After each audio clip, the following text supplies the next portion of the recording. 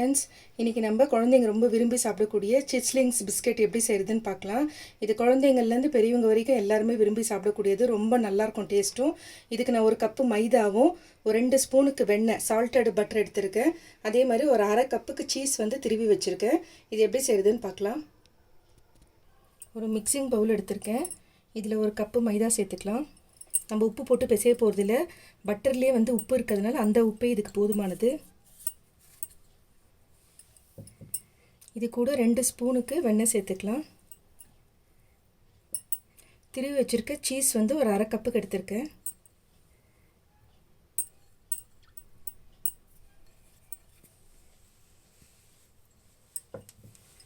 இதெல்லாம் நல்லா மிக்ஸ் பண்ணிக்கோங்க. இந்த வெண்ணெய் கெட்டியாக இருந்துச்சுன்னா கொஞ்சம் ரூம் டெம்பரேச்சரில் எடுத்து வைங்க. ஃப்ரிட்ஜிலேருந்து நீங்கள் டைரெக்டாக எடுத்திங்கன்னா ரொம்ப ஹார்டாக இருக்கும். கையில் நல்லா பண்ணணும் நீங்கள் தண்ணி ஊற்றுறதுக்கு முன்னாடி. ஏன்னா சீஸ் கொஞ்சம் ஹார்டாக இருக்கும், அதே மாதிரி வெண்ணெயும் ஹார்டாக இருக்கும். இமிடியேட்டாக தண்ணி ஊற்றிட்டா பிசையும் போது கஷ்டமாக இருக்கும். இது நல்ல மாவோடு நம்ம போட்டிருக்கிறதெல்லாம் நல்லா சேரணும் ஒன்றா. இப்போ பாருங்கள், நல்லா இப்போ உதிரி உதிரியாக இருக்குது. இப்படி பிடிச்சிங்கன்னா மாவு உங்களுக்கு அந்த இது டைட்டு தெரியணும். இப்போ இந்த டைமில் நம்ம தண்ணி கொஞ்சம் கொஞ்சமாக சேர்த்து சப்பாத்தி மாவு பதத்துக்கு பிசைஞ்சிக்கலாம். கொஞ்சம் கொஞ்சமாக தெளித்து பிசைஞ்சிக்கோங்க.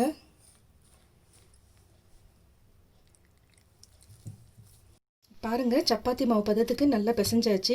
இதை இப்போ நம்ம 2 போர்ஷனாக பிரிச்சுக்கலாம்.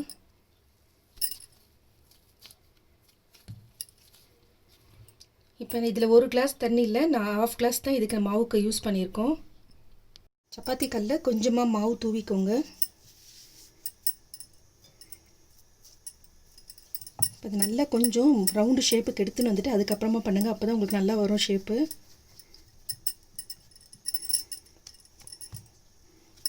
சப்பாத்தி எப்படி போடுறீங்களோ அதே மாதிரி தான்.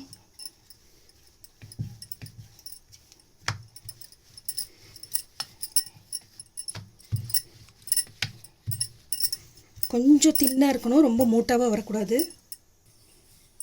இப்போ பாருங்கள், திரட்டியாச்சு.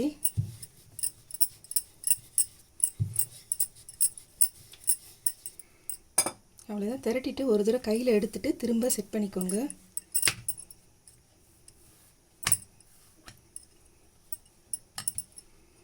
இப்போ கத்தியில் நம்ம சின்ன சின்னதாக லைன்ஸ் போட்டுக்கலாம். ரொம்ப சின்னதாக வரணும், மெலிசா. இப்போ பாருங்கள், இந்த அளவுக்கு வரணும். கொஞ்சம் கிட்டவே போட்டுக்கோங்க.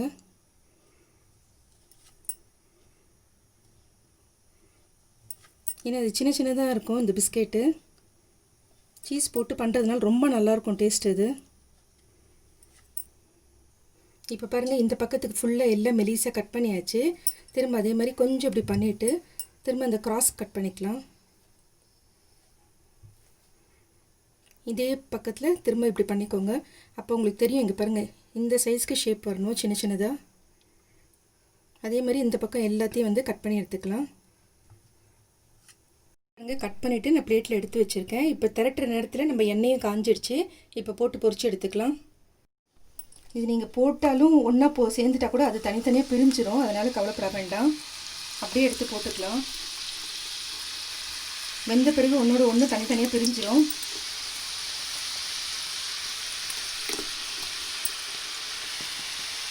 இப்போ வேகட்டும். இப்போ 1 நிமிஷத்துக்கெல்லாம் வெந்துடும். ரொம்ப நேரம் வேக வைக்க வேண்டிய அவசியம் இல்லை. இப்போ பாருங்கள், போட்டு கொஞ்சம் நேரத்துக்கெல்லாம் கலர் மாறிடுச்சு. இந்த கலரில் எடுத்தால் போதும். இப்போ ரெடி ஆகிடுச்சு, நம்ம எடுத்துடலாம். இப்போ மிச்சம் இருக்கிறதையும் போட்டுக்கலாம். நம்ம அதில் 1 போர்ஷன் தான் நான் பண்ணியிருக்கேன். அதுலேயே உங்களுக்கு எவ்வளோ வருது பாருங்கள்.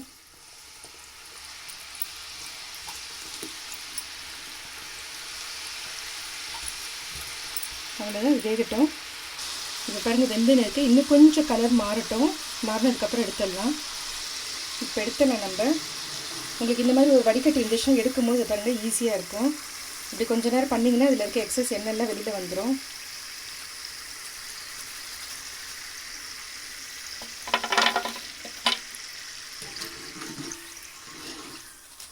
திரும்ப இன்னொரு போர்ஷன் நம்ம செஞ்சு காட்டுறேங்க. இப்போ இது மேலே இன்னும் கொஞ்சம் மாவு தேய்ச்சிட்டு அதே மாதிரி தட்டிக்கலாம்.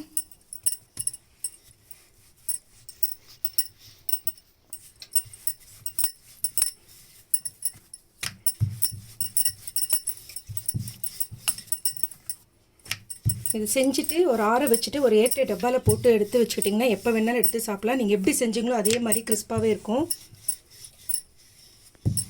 செய்யும் போது உங்களுக்கு சாஃப்டாக தான் இருக்கும். எண்ணெயிலேருந்து எடுக்கிற டைமுக்கு கொஞ்சம் ஒரு ஆற விட்டுட்டிங்கன்னா ஒரு 5-10 நிமிஷத்துக்குலாம் நல்லா கிறிஸ்பாக இருக்கும்.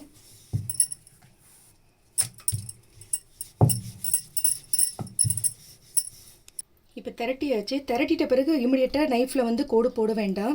ஒரு தடவை இப்படி எடுத்துட்டு ஃப்ரீ பண்ணி விட்டுட்டு அதுக்கப்புறமா வந்துட்டு இப்படி போட்டுட்டு திரும்ப செய்யுங்க. அப்போ உங்களுக்கு ஈஸியாக இருக்கும்.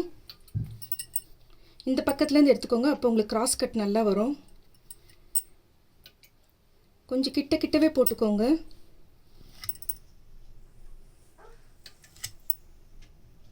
இப்போ ஒரு பக்கம் ஃபுல்லாக லைன்ஸ் போட்டுட்டோம்.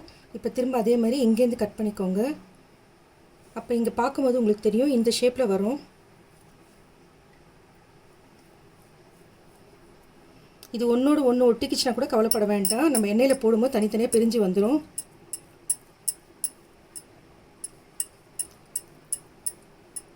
அவ்வளோதான். இதே மாதிரி எல்லாத்தையும் கட் பண்ணிக்கலாம். இப்போ எல்லாம் கட் பண்ணியாச்சு. இப்போ நீங்கள் எண்ணெய் சட்டியில் போடும்போது இப்படி எடுத்துட்டிங்கனாலே ஈஸியாக வந்துடும். அவ்வளோதான். இந்த மாதிரி எல்லாத்தையும் எடுத்துருங்க.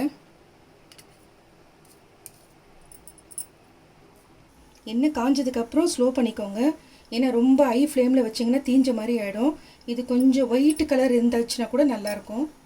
இப்போ அப்படியே போட்டுக்கோங்க. நான் ஃபுல்லு லோ ஃப்ளேமில் தான் வச்சுருக்கேன். இப்போ பாருங்கள், இது எல்லாம் ஒன்றோட ஒன்று ஒட்டின்னு இருக்குது. நம்ம எடுக்கும்போது அப்படி இருந்தால் கூட நீங்கள் இப்படி போட்டிங்கன்னா கூட தனித்தனியாக பிரிஞ்சு வந்துடும். இப்போ ரெடி ஆகிடுச்சு. நம்ம எடுத்துடலாம். பாருங்கள் ஃப்ரெண்ட்ஸ், நம்மளுடைய சிஸ்லிங்ஸ் ரெடி ஆகிடுச்சு. நம்ம போட்டது வந்து ஒரு சின்ன கப்பு மாவு, மைதா மாவு தான் சேர்த்துருக்கோம். அதுக்கே இவ்வளோ வந்திருக்குது. நீங்கள் வந்து நிறைய வேணும்னா அதுக்கு தகுந்த மாதிரி மெஷர்மெண்ட் வச்சு பண்ணிக்கோங்க. இதுக்கு வந்து வெண்ணெய் வந்துட்டு ஒரு கப்புக்கு வந்துட்டு நான் வந்து 2 ஸ்பூனுக்கு வெண்ணெய் எடுத்தேன். அரை கப்புக்கு வந்துட்டு சீஸ் திருவினது சேர்த்துருக்கேன். அந்த மெஷர்மெண்ட்டில் வச்சு நீங்கள் ஜாஸ்தி வேணும்னா ஜாஸ்தி பண்ணிக்கோங்க. இதே மெத்தடில் செஞ்சு கொடுங்க. பசங்க ரொம்ப விரும்பி லைக் பண்ணி சாப்பிடுவாங்க. பிடிச்சிருந்தால் லைக் பண்ணுங்கள். புதுசாக பார்க்குறவங்களா இருந்தால் சப்ஸ்கிரைப் பண்ணுங்கள். மறக்காமல் பெல் ஐக்கானை ப்ரெஸ் பண்ணுங்கள். அப்போ தான் நான் போடுற வீடியோ உடனுக்குடன் நோட்டிஃபிகேஷனில் வரும். Thank you friends.